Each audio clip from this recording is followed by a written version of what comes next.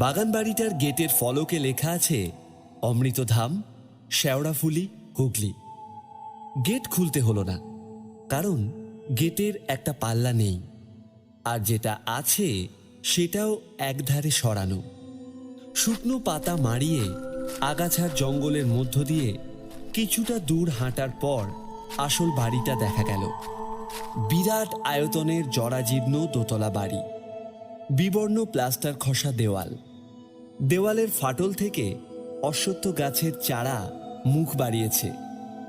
দোতলার ঝুল বারান্দার রেলিংয়ের কারুকার্য বেশিরভাগ ভেঙে গেছে, তবে এমন ভগ্নদশায় পৌঁছেও তার প্রাক্তন মহিমার ছাপ পুরোটা নিঃশেষ হয়ে যায়নি। বিকেল শেষের মৃদু আলোর মতো উদাস গাম্ভীর্যে এখনো সমস্ত অবয়বটায় লেপে রয়েছে। জানলা দরজা বন্ধ প্রাচীন বাড়িটা গাছের ছায়ায় ঘুমোচ্ছিল। মিলি পায়ে পায়ে এগিয়ে দরজার বেল খুঁজল। বেল নেই, বদলে ভারী দরজার বুকে দুটি বিশাল সিংহমুখী কড়া। কিন্তু কড়া নাড়ার শব্দে মনে হয় বাড়িটার ঘুম ভাঙল না। দুপুরের নিঝুম রোদে শীতের গন্ধ। হঠাৎ এক ঝলক বাতাস কোথা থেকে এসে আশেপাশের বৃদ্ধ গাছগুলোকে নাড়িয়ে দিয়ে একটা মৃদু কোলাহল তৈরি করে দিল। কিছু শুকনো পাতা খসে পড়ল। ডালপালা দিয়ে তৈরি আলো ছায়ার নকশা কাঁপতে লাগলো চারপাশে। ঠান্ডায় কেঁপে উঠে শালটা ভালো করে জড়িয়ে নিয়ে মিলি আবার একবার কড়ায় হাত দিতে যাচ্ছে, এমন সময় দরজাটা খুলে গেল। মায়া মায়া মুখের এক মহিলা ফুলছাপ নাইটি পরে তার সামনে। বন্দনা সোম। আগে থেকেই ফোনে কথা হয়ে আছে। মিলিকে পেইং গেস্ট হিসেবে থাকতে আমন্ত্রণ জানিয়েছেন, কারণ এত বড় বাড়ি খালি পড়ে আছে। তিনি হাসি মুখে অভ্যর্থনা জানালেন, এসো এসো, তুমি করেই বলছি ভাই। বাড়ির ভিতরটা অন্ধকার, বাইরের থেকে তাপমাত্রা আরো 2-3 ডিগ্রি কম। মিলি ভেবেছিল পুরনো আমলের বাড়িতে থেকে বেশ একটা অ্যাডভেঞ্চার করা হবে। অন্ধকার ঘরগুলো দেখে সে উৎসাহ ঝুপ করে কিছুটা কমে গেল। বন্দনা একতলাতেই মিলির জন্য ঘর বরাদ্দ করেছেন। সাইজে বেশ বড়, মেন দরজার সামনেই। সঙ্গে অ্যাটাচড বাথরুম নেই অবশ্য, থাকার কথাও নয় 100-150 বছরের পুরনো বাড়িতে।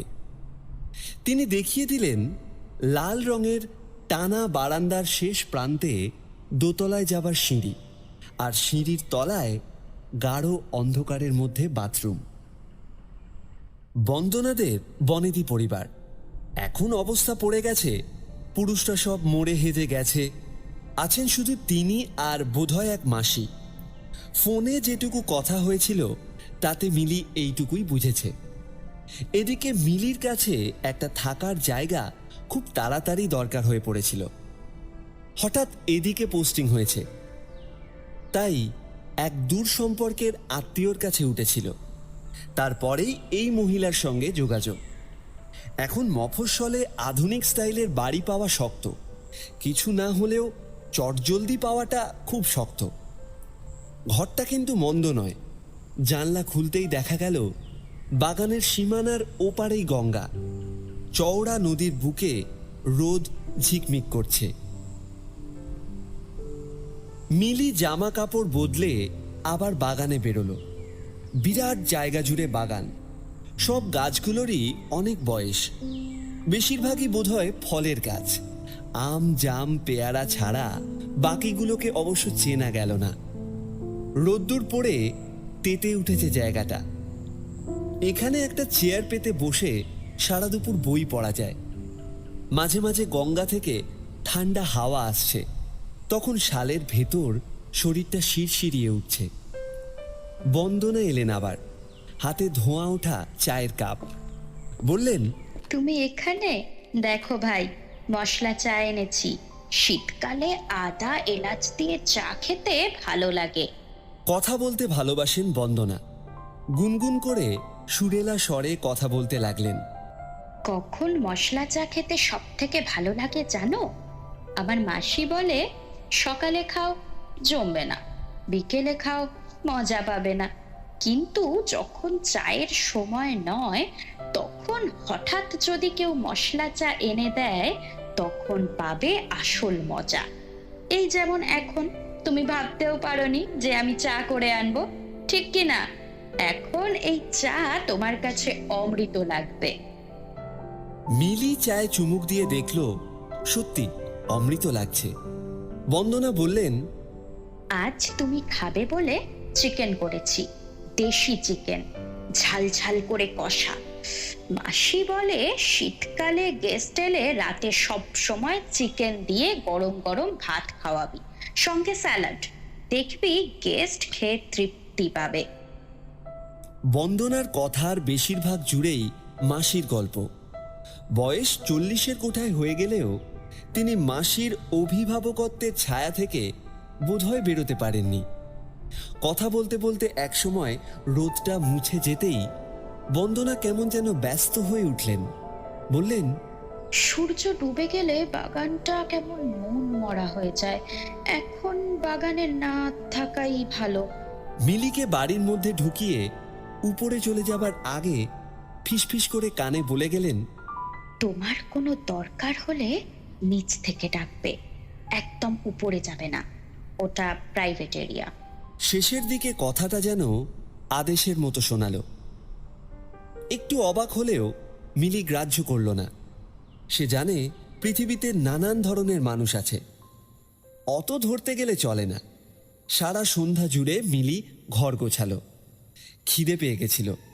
বাথরুমে হাত মুখ ধুতে গিয়ে একটা অস্পষ্ট কথাবার্তা কানে এলো, একটানা একঘেয়ে, মাঝে মাঝে খিলখিলিয়ে হাসির রোল। বোধহয় মাসির সঙ্গে বন্দনা গল্প করছেন। চৌবাচ্চায় জল ভরা ছিল, খুব ঠান্ডা, হাত কনকন করে উঠল। কাল সকালে স্নান করার সময় বন্দনাকে গরম জল দিতে বলতে হবে। বাথরুমের আলোটা খুব কম পাওয়ারের, দেওয়ালের কোণাগুলোতে পৌঁছচ্ছে না। চৌবাচ্চার জলটাকে আলকাতরার মতো কালো লাগছে।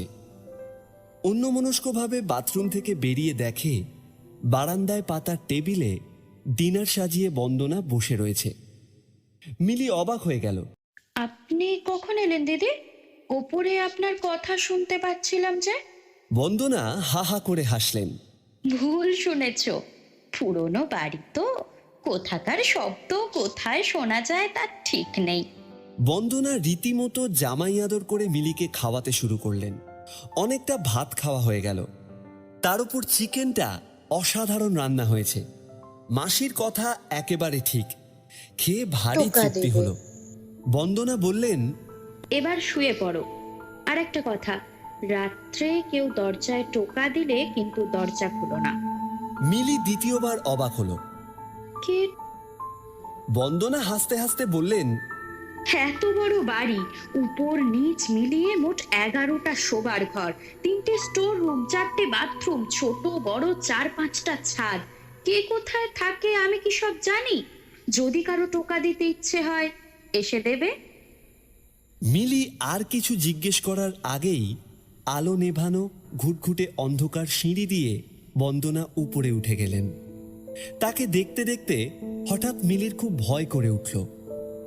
সামনে লম্বা লাল বারান্দা, সরু আলো নেভানো সিঁড়ি, আর ঠান্ডা নিঃশব্দ বাড়িটা হঠাৎ পিচ্ছিল সরীসৃপের পাকস্থলীর মতো ভয়ঙ্কর লাগলো। মিলি ভীতু নয়, কাজের সূত্রে একা থাকা তার অভ্যেস। তাড়াতাড়ি দরজা বন্ধ করে সে দৌড়ে গিয়ে কম্বলের তলায় ঢুকে পড়ল। এই মহিলার ব্যবহার যেন একটু বেশি অদ্ভুত।